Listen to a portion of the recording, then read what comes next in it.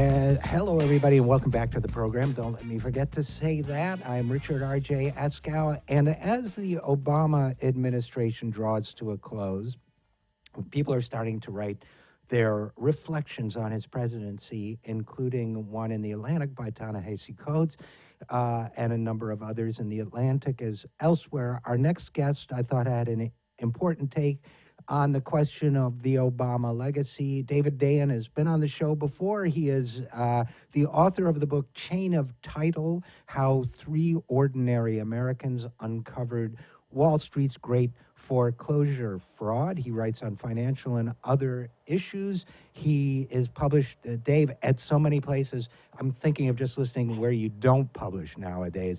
And and anyway, Cat Fancy, and I think that's it. Listen, Cat Fancier has some excellent financial coverage, and I love the pictures. But anyway, thanks for coming on the program, and as always, good to talk to you. So basically, if you wouldn't mind, give us a brief overview of your thoughts, which you wrote up also in The Atlantic, on the Coates piece on the Obama presidency. Yeah, so The Atlantic asked me to take a look at what was written and give my thoughts on it. And, you know, as you said, we've seen a lot of these sort of retrospectives, and I'm sure we'll see a lot more between now and January 20th. And all of them seem to share this collective loss of memory around the aftermath of the financial crisis, and in particular, the crisis that hit American families, where 9 million, at least, families lost their homes in the aftermath of the financial crisis to either foreclosure or some other transaction that forced them to surrender their home. And the president had a unique ability, potential at least, to remedy that situation and ensure that less people suffered that grave loss. This was not a situation like many others where you could talk about all the veto points in the system and how presidencies, don't have the power that the media perhaps and supporters make them out to be. This was a case where the authorization to use large sums of money to mitigate foreclosures was put into a bill that passed into law before Barack Obama became president. So that law was the bailout. It was the TARP law. And in the TARP law, it earmarked, in fact, this was a prerequisite for its passage because Democrats were holding up that bill. And so it earmarked money to prevent foreclosures. And it was up to the Obama administration to come up with that plan of how to do it. And they promised two things during the transition. One, to implement up to $100 billion towards that effort to mitigate foreclosures. And the other, to push strongly for a law that would change the bankruptcy process so that bankruptcy judges could modify the terms of primary residence mortgages. So what happened, it turned out... Yeah, go ahead. So what we're really saying is that an enormous amount of money, and I think $100 billion by anybody's count is a lot of money, was set aside to help homeowners, and basically most of it didn't get spent. 8 years later, $21 billion of that has been spent. And more importantly, in the crucial first few years when foreclosures spiked, less than $3 billion was spent. And the program that it was spent on was famously maligned. It's known as HAMP, the Home Affordable Modification Program, and it put all of the discretion on whether or not to modify loans in the hands of these private companies. So you had a government program with a private industry face And those private companies, these mortgage servicing companies, had more incentives to foreclose on people than the incentive payments that were given to them through HAMP to modify people's loans. And so they used the HAMP process almost as a predatory lending program to squeeze out these extra payments before ultimately foreclosing on people. So this is what they And called. yeah, This is what they called back in the day, extend and pretend. That's how, that's right? correct. People were so basically what happened is people were told that, yeah, we can probably work this out on your house, so keep paying your mortgage, and then after they got another year's worth of payments or whatever, maybe another 20,000 or whatever it would have been dollars, they lost the house anyway. And that was the policy. I mean, Timothy Geithner very infamously said that this program will, quote, foam the runway for the banks. In other words, it would allow the banks to process and absorb these foreclosures more slowly by extending and pretending. And, you know, if you take that analogy forward, the actual homeowners who were in this situation were the foam that were being crushed by a jumbo jet known as the mortgage industry and the great foreclosure machine that they put together. And then you add to that the fact that the bankruptcy changes were never done. In fact, when they got into office, the Obama administration whipped against them and ensured that they did not pass, even when they had large majorities in Congress. And then you add to that in 2010 the revelations that all of these foreclosures were being done illegitimately with false evidence. This is the subject of my book, which you mentioned.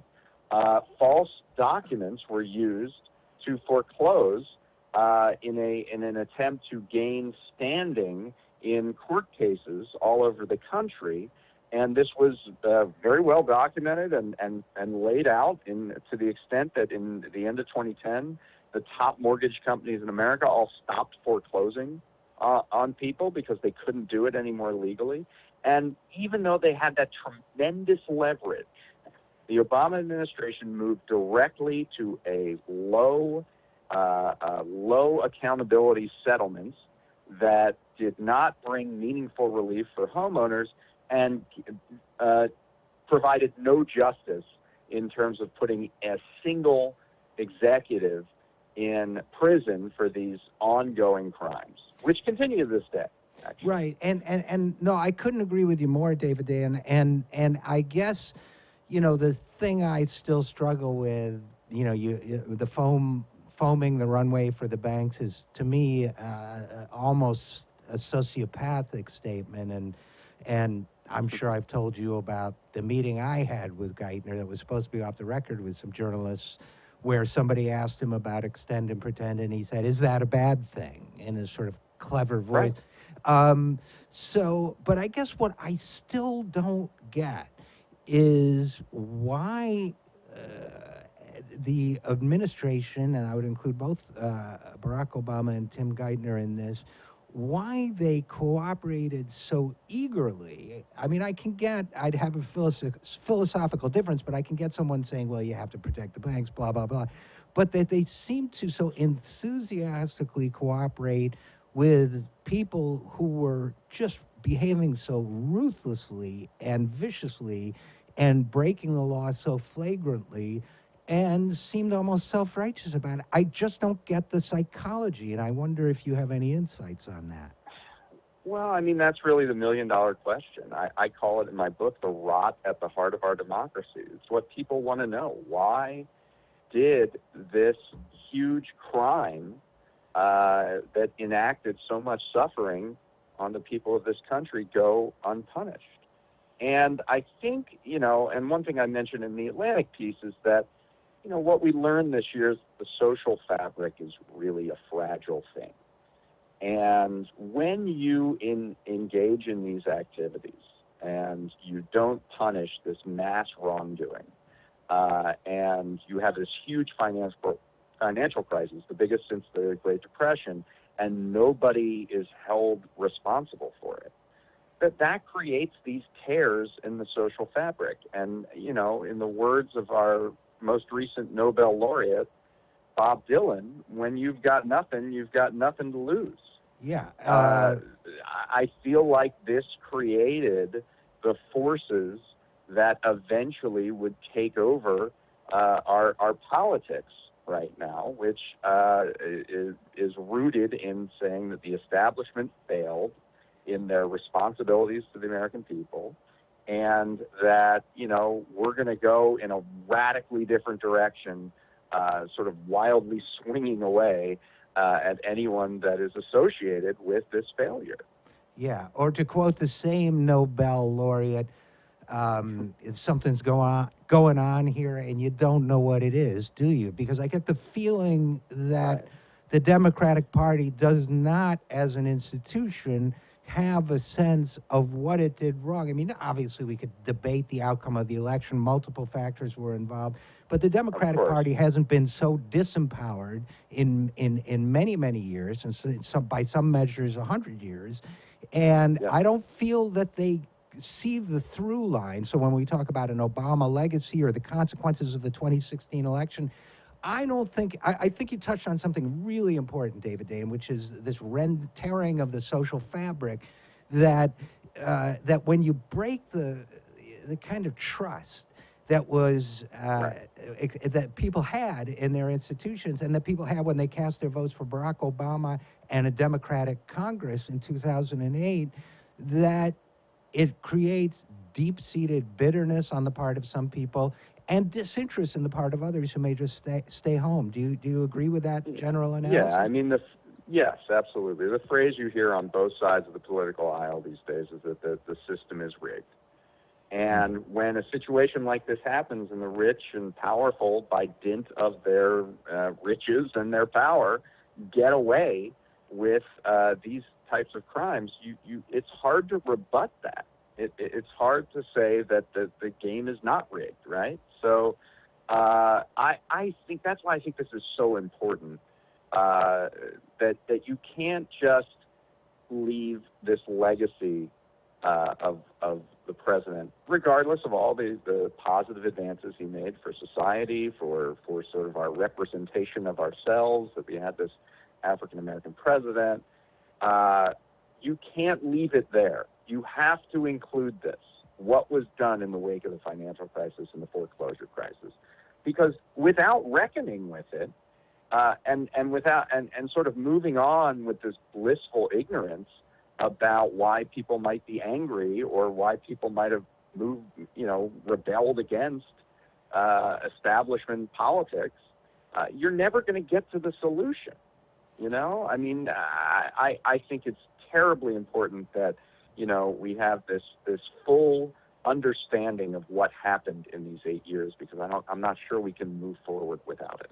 Yeah, I think that's very well said, and I think what you're also saying is that there's a multiplier effect in all this. It's not just about the millions of families who are affected by foreclosure, but it's that the entire country saw the process and the fact that no one was punished for it and the injustice of the process, and that created a deep rupture that we're living with today. Yes, absolutely. I completely agree. And, you know, we're going to see this in real time, whether the past gets buried and we just move forward and people focus on other things. You know, obviously you have this 800-pound gorilla, Trump. You don't have to reckon with the past because we're going to be too busy fighting in the future. But it all goes back to this, in my view. It really does. And, you know, we're going to be in this position again. And Democrats are going to have to make this choice again. Are they going to be a party of working people, or are they going to be a party that cozies up to power? And that's really ultimately the question. Yeah, I think that's really well put. So David Dayen, author of the book Chain of Title, and his latest piece in The Atlantic, I assume it's his latest, is Obama Failed to Mitigate America's Foreclosure Crisis. I think you made a tremendous point about this, so thanks for writing that, and thanks for coming on the program. Well, thank you. And we will be right back after this. I am Richard RJ Eskow, and this is the Zero Hour.